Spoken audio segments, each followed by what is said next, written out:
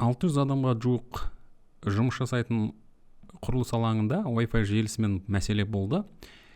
Сол ірі құрылыс нысанында туындаған желі тұрақсыздық мәселесін шешу, жүргізілген диагностика және қадамдарды, нақты техникалық шешімдерді қарапайым тілмен түсіндіріледі. Бұл жаңағы мақалада жоба туралы қысқаша мәлімет беретін болсақ, жаңағы мынандай ғимараттар, енді ғимараттар офис, оның ішінде мысалы 20, 30, 40, 60 адам, 100 адаммен жұмыс істейді. Одан кейін кішігірім жаңағы контейнерлер.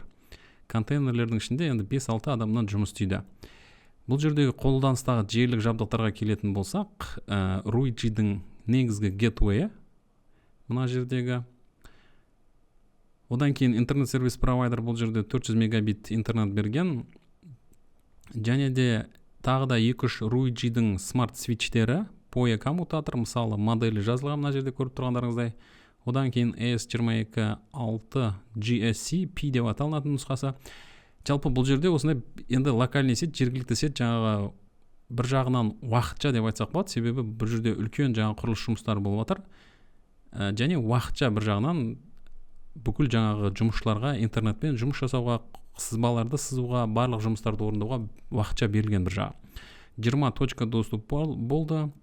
Одан кейін тағы да TP-Link-тің қарапайым екінші деңгейлі 24, 48, 12, 16 әртүрлі порттағы 4-5 дана тағы да свитчтар болды. Міне мына жерде суретте көріп тұрғандарымыздай, мынау негізгі жаңағы сервер бөлмесіндегі рек сөре, одан кейін мына жерде Synology-дің ортақ файлдары, папкалар, барлық жұмыс істейтін мынау біздің жаңағы gateway негізгі, одан кейін свитчтар. Мына жердегі кабельдер, міне ең бастысы, мына жердегі кабельдер осы контейнерлерге, сонымен қатар басқа ғимараттағы жаңағы бөлімдерге кетеді. Ал мына жерде интернет сервис провайдердің оптикамен әкелген 400 мегабайттық интернеті, ол жеткілікті. Одан кейін Руиджидің жаңағы точка доступтар, бұлар жеткілікті және кабельмен, міне бэкбонд кабельмен әрине қосылған.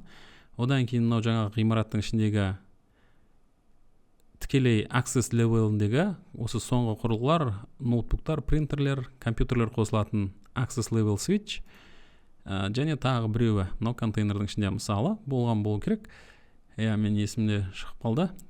Одан кейін бұл жерде негізгі мәселе, міне пайдаланушылар жаңағы 400-500 адам жаңағы бір сетке барлығы бірден кіріп кетеді.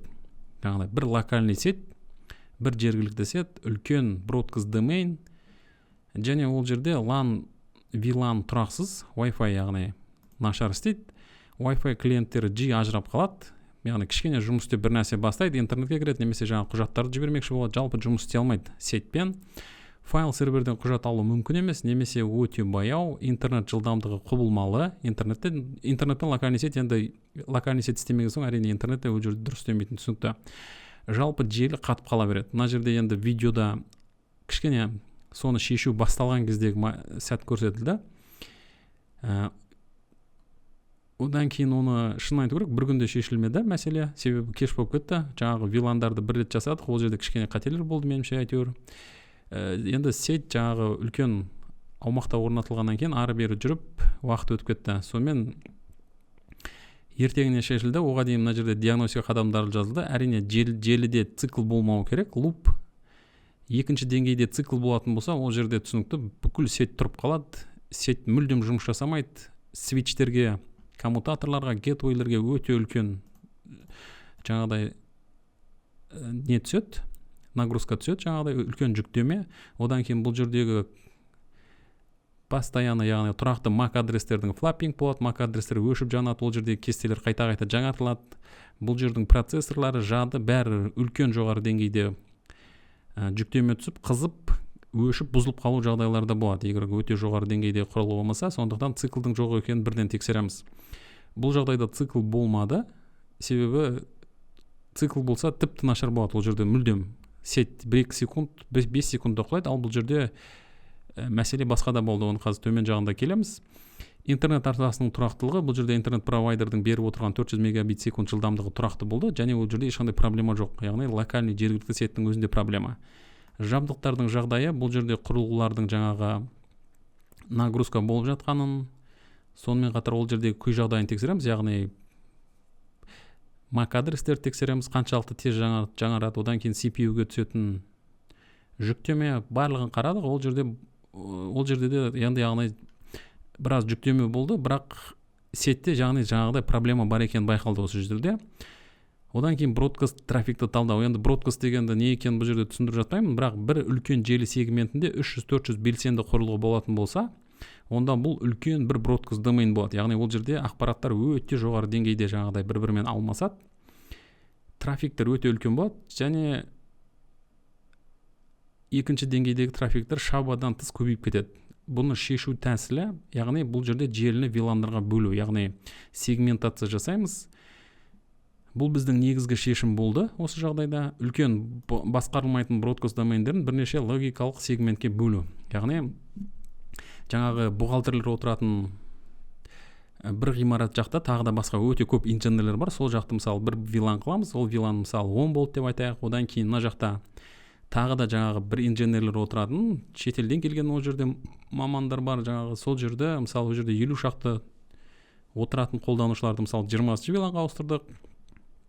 Одан кейін тағы да бір жаңа контейнерде отыратын қызметкерлерге 30 вилан, және сол жерде тура осы біздің жаңағы серверлік бөлменің жанында 40-50 шақты қолданушы отырады. Мына жерде мына свитчтардың бірінде қосылған міне. Осы қолданушыларға мысалы оны вилан бірде қалдырдық та, мысалы ол жаңағы өзінің тағы да бір өзінің жеке виланға түсті мысалы. Сөйтіп бұл жерде логикалық аймақтар пайда болды. Міне біздің gateway, одан кейін ол firewall ретінде де жұмыс жасайды. Core switchте біз виландарды жасаймыз, және әрбір жаңағы жеке ғимаратта орналасқан level 2 switchтарға бірден кабельге әрқайсысын жеке бір вилан қылып жібереміз. Ол видеода көрсетілген қалай жасалғаны, оны көрсеңіздер болады. Осымен мәселе шешілді, яғни level 2 деңгейіндегі шу азайды. Нәтижесінде желі тұрақты болды, Wi-Fi ажыраторлар тоқтады, файл серверге қолжетімділік қалпына келді. Интернет жылдамдығы тұрақты болды, жалпы бәрі тамаша, қолданушылар риза. Мәселе шешілді, керемет, жұмыстары тұрақты, тамаша болды. Енді бұл жерде айтқатын қорытынды нәрсе, жаңағыдай үлкен желілерде ең қауіпті факторлардың бірі бұл дұрыс сегменттелмеген бір үлкен бродкаст домен болып кету, яғни 300-400 қолданушы ол жерде сетті кішкене дұрыстау керек, логикалық сызба жасау керек, архитектурасын ойластыру керек, виландарды ойластыру керек, принтерлер басқасы бар, жалпы желінің архитектурасына мән беру керек. Бұл жобада мәселе жабдықта емес, интернетте емес, желі архитектурасында болды. Вилан арқылы дұрыс сегментация жасау бұл қарапайым, бірақ өте тиімді шешім екені тағы да дәлелденді. Дұрыс жобаланған желі тұрақты бизнес жұмысының негізі. Енді мына видеолар сол сәтте түсірілген болатын, сондықтан қарап көріңіздер. Енді бұл жерде мен мысалы бір нәрсе көрсететін болсам, қараңыздар, Wireshark деген программаны ашайын мысалы. Сөйтіп менің өзімнің жергілікті желіде мысалы қазір Ethernet портты, кабельмен қосылған Ethernet портты көрейін. Міне қараңыздар, қазір басып қалдым, соның өзінде міне жаңа бірінші пакеттен басталды. Және бұл жерде қараңыздар, менің әшейін үйдегі екі компьютердің арасында қанша пакет алмасу болып жатыр да. Мысалы қараңыздар, мына жерде протоколдарды оқимыз. Мысалы TCP протоколдары, одан кейін кішкене міне TLC version 1.2 дейді, application data. Мысалы мына қараңыздар, интернеттегі бір сервис провайдерлерге менің компьютерім сұрақтар жіберіп жатыр, ол жерде сұраулар болып жатыр. Яғни бұл қараңыздар, бір ғана компьютердің өзі қаншама сұрақ туындатады. Мынау тоқтамайды міне. Ылғи пакет алмасу осылай. Одан кейін оны детальды түрде қалайтын болсақ, яғни екінші деңгей, мына жерде қазір жарайды, мен қазір біреуін кішкене үстінен басып. Мына жерде пакеттер жүре берсін, мен қазір біреуін үстінен бастым. Міне екінші Ethernet деңгейінде қандай сұрақтар болып жатқанын да көрсетуде. Мысалы destination, source адрес. Жалпы бұл жерде айтайын дегенім, яғни интернеттегі бұндай бір компьютердің өзінің туындатып отқан шуымына қараңыз. Ал енді 300-400 компьютер локальный сет гигабит болса да, ол жерде өте көп деген жаңағы бродкаст домен туындайды. Барлығы бір-біріне IP адрес сұрайды, MAC адрес сұрайды, жаңағы ARP запростар бар. Яғни ол жерде шын айтқанда желінің миы ашиды. Және құрылғылар, бүгінгі таңдағы құрылғылар өте жоғары деңгейдегі құрылғылар. Мысалы қазір ол жердегі мысалы мынандай RUG access point-тардың ішінде орнатылған жаңағы чиптары, микробағдарламалары, сонымен қатар жаңағы ASIC жаңағы чип шығарушы компаниялар, мысалы қытайлық компаниялар өте үлкен жоғары деңгейде дамып жатыр, микросхемалар өте керемет. Алайда осындай өте жоғары деңгейдегі құрылғылардың өзін әбден жаңағыдай нагрузка береді, өте үлкен салмақ түседі. Тек осындай жоғары деңгейде құрылғы болғандықтан ол жерде жаңағыдай ілініп салынып әрең дегенде жұмыс жасап тұрады, алайда мәселені шешсек тамаша жұмыс жасайды. Мынандай свитчтер міне керемет, одан кейін мынандай гетвей, жаңағы шлюздер, бұның барлығы жоғары деңгейде болғанның арқасында 400-500 қолданушыны бір сетке қосып тастаған. Соның арқасында сонда да әйтеуір илалап жұмыс жасаған, бірақ өте нашар жасаған. Ал енді оны дұрыс жаңағыдай архитектурасын ойластырып, дұрыс виландарға бөліп, дұрыс қауіпсіздік жағын шешкеннен кейін бұл жерде сет өте тамаша жұмыс жасайды. Енді бұл жерде тағы бір айта кететін нәрсе, мысалы Қытай Халық Республикасының осы өндірушісі Руиджидің шешімдеріне кішкене тоқталғым келіп отыр. Мен өзім өте жаңағыдай бұл компанияның осы шешімдеріне риза боламын, өте керемет. Мынандай міне веб интерфейс береді, және осы жерде біздің құрылғыдағы жаңағы бүкіл желіні басқаруға мүмкіндік бар. Қараңыздар, мысалы мен қазір Home деп басамын, проекттер, мына жерде міне демо бір проектіні көрейік. Қараңыздар, осы жерде демо проектіде мысалы интернеттен біздің міне EG1510XS деп аталынатын мына жерде шлюзіміз тұр. Қазір мен үстінен басып шлюзға кетіп қалдым. Так, кішкене шлюз тұр, одан кейін екінші деңгейдегі дистрибьютор левелдегі свитч тұр, одан кейін access деңгейіндегі свитчтер мысалы төртеу бар. Енді осы солай көрсетті, міне мынау distribution level, мынау енді core switch деп айтсақ та болады, мынау екінші access деңгейіндегі switch, олардың саны төртеу мысалы. Одан кейін біздің жаңағы кіру нүктелері, точка доступ деп айтып жатамыз, access poinттар, тағы да бірнеше қосымша access poinттар, күшейткіштер, жалпы былайша қарапайымдау желі. Сосын бізге қараңыздар, барлық клиенттерді көрсетеді, қанша телефон қосылды, қанша Wi-Fi жаңағы камералары қосылды, қанша компьютер қосылды, оның барлығын мүмкіндік береді. Бұл жерде басқару өте керемет, өте оңай. Мысалы Wi-Fi-дың атын беру, ол жерде қорғанысты ұйымдастыру, және Wi-Fi-дың автоматты жаңағы жасанды интеллекттің көмегімен оптимизация жасалуы. Мына жерде қараңыздар, loop prevention system, бұл жерде желіде қандай да бір цикл туындайтын болса, оны бірден көріп қояды. Бұл жерде осы құрылғы көрсетеді, және қысыл белгімен жазып, жаңағы қай жерде желіде мәселе туындағанын, қай жерде луп пайда болғанын порттарына дейін көрсететін болады. Міне мына жерде мысалы бір свитчті басатын болсам, сол свитчтің ішінде тіпті жаңағы қай порттары қайсына баратыны, міне гигабит, мысалы мынау, так, енді бұл жерде схемаға терең үңілу бұл жерде керек емес, бұл әшейін демо екені түсінікті, алайда схеманы логикалық түрде осылай көрсететіні бар.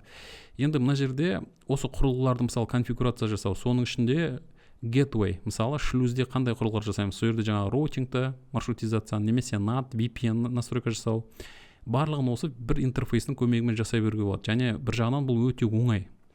Одан кейін коммутаторларда switch, ол жерде интерфейстерді қарау, мысалы қай интерфейс қайда қосылған, ол жерде VLAN-дар жасау. Switch мысалы жоғары деңгейлі болса, онда жаңағы VLAN роутинг жасауға болады. DHCP, сонымен қатар Wi-Fi жаңағы кіру нүктелерін басқару, шлюз жаңағы firewall, біздің бренд малверді басқару. Жалпы келетін болсақ, бұл жерде жаңағы NAT немесе access control list, яғни бұндай басқарулар өте керемет іске асады. Сонымен қатар жалпы желінің бүкіл жаңағы жағдайын, Wi-Fi-дың желісін жағдайын, одан кейін мысалы IP бөлінген IP-ларды, егер ол жерде SIP телефондар болатын болса, оны қарауға береді. Егер заманауи жаңағы бірнеше мульти-ван қолдансаңыз, немесе SD-ван қолдансаңыз, жалпы бұл Руиджидің осы шешіміне мен өзім таң қалып, бір жағынан риза болдым. Осындай бағасы бір жағынан қолжетімді, екінші жағынан сапасы өте керемет. Ал енді мысалы бұл жерде тағы бір айта кететін нәрсесі, бұның жаңағы мысалы Wi-Fi-ын настройка жасау, Wi-Fi құрылғыларын настройка жасау. Ол жердегі жаңағы радио, ол жердегі жаңағыдай жалпы қадағалау оны да керемет, шын айтқанда. Оны енді бөлек сабақта көрсетемін деп ойлаймын. Мысалы ол жерге жаңағы настройканы беру, қауіпсіздікті басқару, одан кейін ол жерде құрылғылардың қосылып қандай сигнал күшті болып тұр ма, қалай сапасы қалай, оны басқаруда өте керемет. Мына жерде қазір демо болғаннан кішкене әрине шатасып тұрмын. Devices қазір көрейік. Мына жерде міне access point, бізде мысалы 8 access point болып тұр. Мысалы соның біреуіне келіп көрейік. Мысалы мына access point-ты үстінен басайын. Міне access point-ның құрылғысы, бүкіл схема. Одан кейін қараңыз, оның мысалы қандай аймақты басқарып тұрғаны, және бұған қосылған клиенттер. Одан кейін ол жерде мысалы құрылғының жаңағы бірден жаңағы мына осы маршрут жаңағы точка доступтың веб интерфейсіне кіріп кетсек те болады бірден. Сонымен қатар wireless experience, бұл жерде кірген қолданушылар мысалы уақыт аралығында қалай қосылды, оның қай жиілікте жұмыс жасады, және оның жұмыс жасау процесі қалай болды, соны да көрсетеді. Енді өте керемет, шын айтқанда бүкіл детальды барлығын қарауға мүмкіндік береді. Тамаша. Сонымен қатар бұл жерде жаңағы тек точка доступ емес, түсінікті. Мысалы коммутаторлар, ол жердегі VLAN-дарды, порттардың барлығын көруге болады. Біздің шлюз фаерволды да көруге болады, настройка жасауға болады. Мысалы клиенттерді жеке-жеке кіріп, мысалы қанша клиент қосылды, және олардың IP адрестері қандай. Міне мысалы қараңыздар, мысалы Huawei-дің телефон қосылып тұр дейді, мысалы RUI GM8886 деген біздің точка доступқа және 5G мен қосылған екен. Және оның сигналы -42 децибел милливатт дейді. Бұл өте керемет деген сөз. Яғни 70-ке дейін, 60-қа дейін бұл өте тамаша. Егер 30 болса, тіпті тамаша деген сөз. Яғни минус болғаннан кейін бұл төмен болса, тіпті күшті. Енді 100 болса, 90 болса, ол нашар деген сөз. Мен 91 мысалы нашар, қызыл болып тұр. Мынау өте ұзақ орналасқан құрал болуы мүмкін. Кейбіреулер мысалы қай жылдамдықта жұмыс жасап жатқан барлығын көруге болады. Мысалы 2D4 дейді. Бұл демек өте алыста орналасқан құрал екен. Жарайды. Осы жерде RUI-дің кішкене бөлек бір сабақты тағы да айта кетерміз. Бірақ осы біздің жағдайда 800 қолданушыға арналған, 800 емес, енді 500-600 қолданушы бір уақыт шамасында қолды қосылса, соны көтеріп, бүкіл сет жағдай өте тұрақты, тамаша жұмыс жасағаны мына жерде көрсеңіздер болады. Соңында қанша мегабит, қанша жылдамдық көрсеткенін. Олай болса, бұл сабақ сіздерге пайдалы болды деген ойдамын, және келесі сабақтарда кездескенше қоштасамын. Егер сіздерге сабақ ұнаса, лайк басыңыздар, арнаға жазылыңыздар, комментарийлер қалдырыңыздар, ол біздің осы арнаның өсуіне көмектеседі.